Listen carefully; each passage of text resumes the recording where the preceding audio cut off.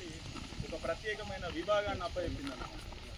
యముడికి అగ్రజుడు, యముడి తర్వాత యముడు అంతటి పీడన ఇచ్చేటువంటి గ్రహం ఏదైనా ఉందా అంటే అది శని గ్రహం అన్నమాట. శని ఎలాంటి వాడు అంటే, శనికి పేరేంటి? శని ఈశ్వరుడు. శని ఈశ్వరుడు. శని అంటే శని ఎవరికి లేనటువంటి అలాంటి ఒక పేరు ఎవరికి ఉన్నదనంటే కేవలం శనికే ఉంది. శని ఎంత ఓపిక కలిగినటువంటి గ్రహం అంటే, ఎవరైతే ఇట్లా రెండు చేతులెత్తి ఇట్లా మొక్కుతారో, స్వామి నేను నీకు శరణు, నువ్వు నన్ను పట్టుడు కాదు నేనే నిన్ను పట్టుకుంటా, నేనే నిన్ను ఆరాధిస్తా అనేటువంటి భావన ఎవరి దగ్గర అయితే ఉంటుందో వాళ్ళను శని అనుకూలిస్తాడు. వాళ్ళను ఎలాంటి ఇబ్బందులు నాది ఏలినాటి శని అయినా ఏమైనా కూడా తొలగిపోతుంది అన్నమాట. ఇప్పుడు చాలామందికి శని ప్రభావం ఉండడం అనేటువంటిది గమనార్హం.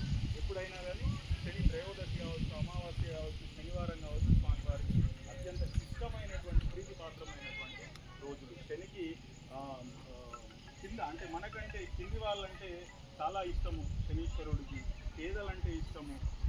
అలాగే ఎవరైనా గుడ్డి వాళ్ళు ఇట్లాంటి వాళ్ళకి సేవ చేయడం ద్వారా